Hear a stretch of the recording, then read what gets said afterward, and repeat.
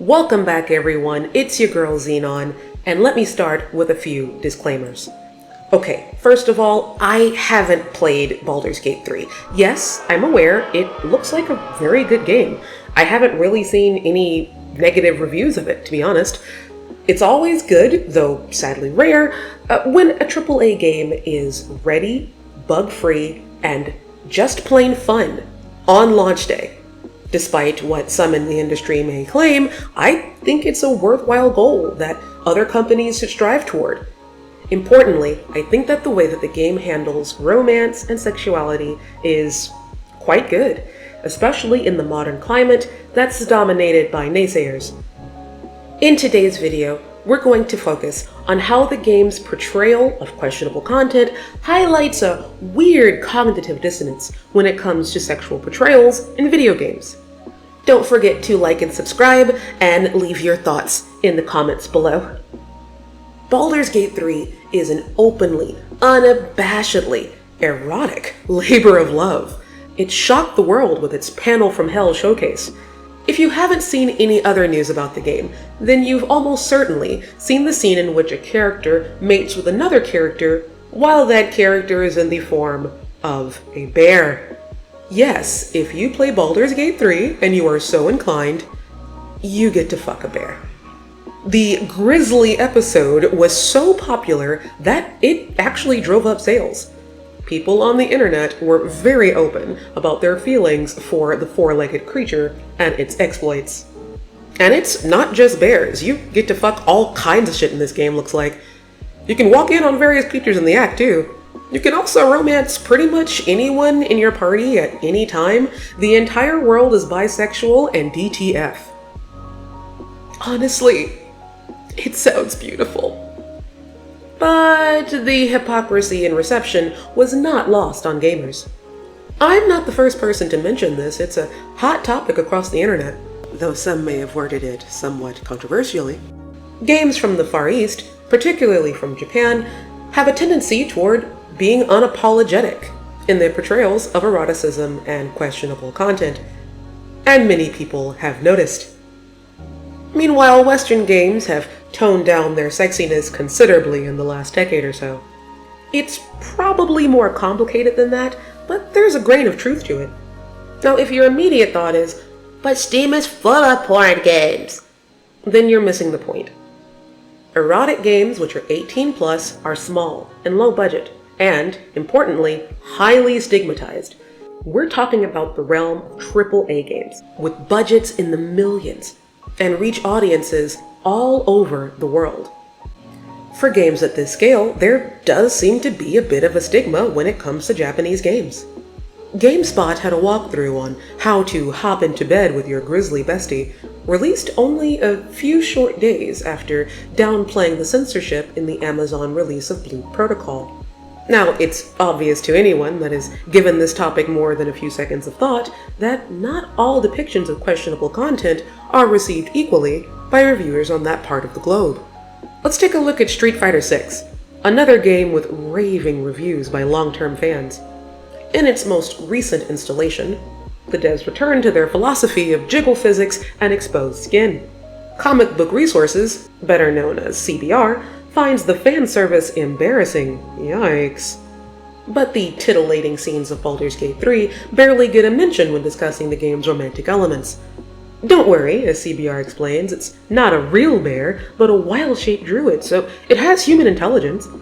The gamer finds one of Cammy's optional outfits in Street Fighter VI to be very stupid and raw fan service, but then tells us to keep an open mind in order to have Congress with a mind flare.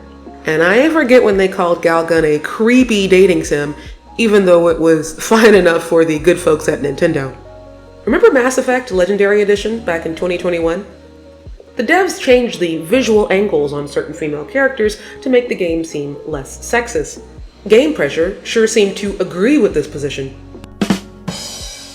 But sexualization of basically every character, animal, and otherworldly creature, along with interactive torture? A-okay. You don't even need to engage in anything remotely sexual to get charged with sexism, it seems. On Polygon, we see an article that claims affection gamers feel toward female characters in Soulsborne games feels based on an empty, emotionless state and reduces them to infantilized waifus. Okay, that's a bit of a stretch. But then later says of one of the main bosses that her nakedness is terrifying rather than provocative. I thought we were into that.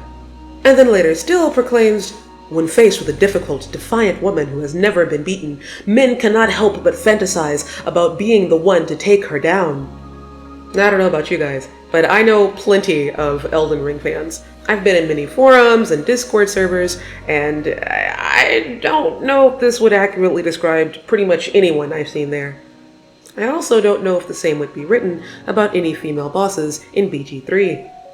But on a happier, completely non-problematic, and not even a little bit incel-y note, here's a guide on how to romance your companions and earn their affection. I saved the best for last with Kotaku. Thank God the devs changed Ashley's skirt in Resident Evil 4, am I right? And what about Senran Kagura, a game developed explicitly because the creator wanted to show off the bouncing capabilities of the 3DS. A noble aspiration. Kotaku wants to see how long it takes you to feel uncomfortable with its scary jiggle physics. But how positively bear fucking and blood sacrifice are when it comes to BG3. Again, I'm not trying to shit on Baldur's Gate 3 here. It's really an innocent victim of all of this rhetoric. I'm just trying to point out the double standards when it comes to the depiction of questionable content in video games from the East versus the West. Now, these may seem like clear examples of hypocrisy, but when you take a look at it, it's not actually. There's a clear and consistent logic. Let's take a look at Kotaku again. Apparently, they're on the hunt for Link's well-endowed package while playing Tears of the Kingdom. Now, I don't know about you, but I don't understand that as anything other than objectification. However, that's okay, because this is a form of so-called safe horny. According to Urban Dictionary, safe horny denotes subjects toward which the current Overton window allows or even encourages public displays of sexual attraction. You can probably think of a few examples off the top of your head. You'll see some people sort of theorize on how safe horny is determined. Some will say that it's a function of who is doing the fantasizing and who or what is the object of said fantasy. And as long as the fantasizer belongs to a marginalized group, it doesn't really matter what it is that they like. But this can't be the case. Otherwise, you wouldn't see fans of BL and shoujo anime, populations that are overwhelmingly female and or queer, accused of glorifying abuse or fetishizing gay people. Not to mention, there are many advocates for the denigrated games we've already covered, many of whom belong to multiple intersections of marginality. Like yours truly. Okay, so why is it that if you like this, you're called a porn addict, but if you like this, it's not only okay, but to be celebrated? I think it might help if we take a look at what regular users on the internet say when they try to justify the idea that the way sexuality is explored in BG3 is qualitatively different from how it's explored in their idea of a Japanese video game. This is actually from a YouTuber that I follow and whose content I actually really like a lot. But he has this weird hate boner for like anime fans. I mean, I kind of get it. There are a lot of them who are very anti-communist, and he's, you know, a communist, so that makes sense. But the assumption that Japanese games are only ever denigrated when they depict underage characters, which is what he's assuming here, is just not true. It's just not the case. I work in games. I've seen lots of games from this part of the world run into censorship issues or not get the opportunity to go onto Steam or other platforms for various reasons. So this is just not true. Okay, so this person says that the horniness prevalent in Japanese games is almost entirely targeted towards straight men. Anime girls have their clones blown off while their titties flop around. And it's not the same thing as queer sex and celebration. Okay, well why? Why is it not? Can queer women not have their clothes ripped off? Can they not flop around? Can they not bounce? Do you think that queer people don't like titty physics? Okay, this person thinks that 90% of lewd content is either fan service with barely legal characters, and the rest is just fetishization of gay people. Okay, that's an intelligent point of view. I can't even say anything to this. This is so dumb. This is so silly. Oh, of course, the big difference is that everyone is visually, unabashedly over the age of 18. This just shows that you're not familiar with anime as a style, right? Many styles within the medium have a focus on cuteness or moe, but that doesn't necessarily reflect into the character's age. But as I just stated, age and even appearance are not factors necessarily when it comes to the reception of Japanese video games. It's just not true.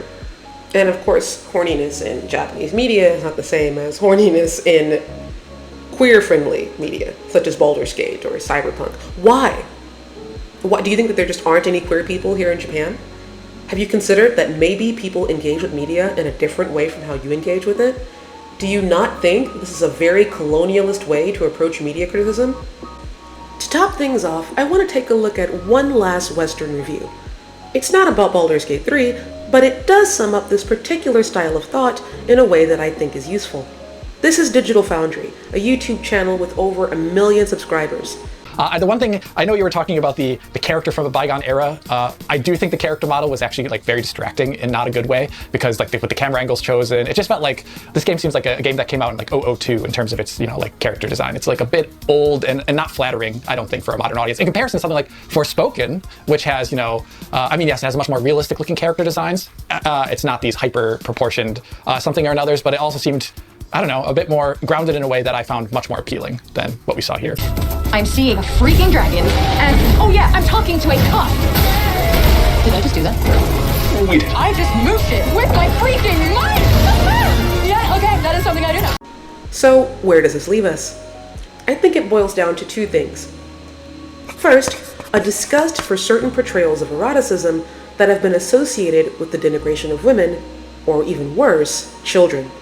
This idea finds its origin in rhetoric from kink-critical rad femmes and religious advocacy groups. Through their grassroots efforts, these notions have become interwoven into fandom discourse from all sides of the political spectrum. And secondarily, there's an extremely presumptuous opinion by some that they know exactly what is going on in the minds of people they disagree with. If you happen to enjoy something they do not like, they assume that they know the reasons why you like that thing, and they do not approve. This is a very obnoxious way to engage in media criticism. Without listening to those you don't agree with, you don't know why it is that they like what they like. You don't know what it is that they find in those pieces that you may disagree with overall. When we assume that there is only one way to interpret or engage a piece of media, we are making a big mistake. And even though it doesn't appear in the above screenshots, there's this weird belief that as long as erotic or questionable content could not possibly inspire attraction or titillation in the viewer, then it's funny and it's okay. Well, newsflash, Rule 34 exists. There's someone out there who fetishizes that thing no matter what it is. There's a relatively new idea that has become a part of fandom and critical discourse. Depictions of questionable content and anything that might remotely be considered sexualization come in distinct categories that those currently holding the megaphone think are obvious and possibly irrefutable. Not only are these depictions to be categorized into good and bad, but so are the proper ways to enjoy them. I'll be breaking this down further in a coming video, so please like and subscribe and hit the bell button so you get notified. But let's talk for a minute about why any of this matters. Public sentiment is hard to gauge, but these discussions on social media, as well as reviewer feedback, factor into how games are localized or censored. It also factors into what games get made in the first place. We've somehow sleepwalked into a fever dream in which evil is measured by the bounciness of anime titties. Fictional depictions are seen as a tacit endorsement of real-life exploitation. But how long will it be before these fun depictions are seen as degenerate by increasingly emboldened censors? The enemy of wholesome bearfuckers aren't anime titty enjoyers. It's legislators who want to ban any queer representation from the big screen, or call gay and trans people groomers. It's rad femmes who believe all porn is ultimately human trafficking and should be immediately banned. It's people who don't realize the difference between fiction and reality. I'll be the first to point out that the anti-censorship crowd does have more than its fair share of bigotry. There are those who are squicked out by depictions of things that they don't like and throw around harmful language, much of which would probably best be described with the suffix phobic. Now this is childish behavior and it does not help the cause. It only serves to drive a wedge between two groups who ought to be working together, lest all media become as homogeneous and sanitized as it was decades ago. What we need is a healthier relationship with fiction, one that understands how it's separate from, while being inevitably attached to, reality. But that's beyond the scope of today's video, so we'll get into it at a later date. Remember to like, subscribe, and tell me in the comments what your opinions are on the subject. Are you enjoying the game? What other games are you playing recently? I want to hear all about it. Okay, see you guys next time.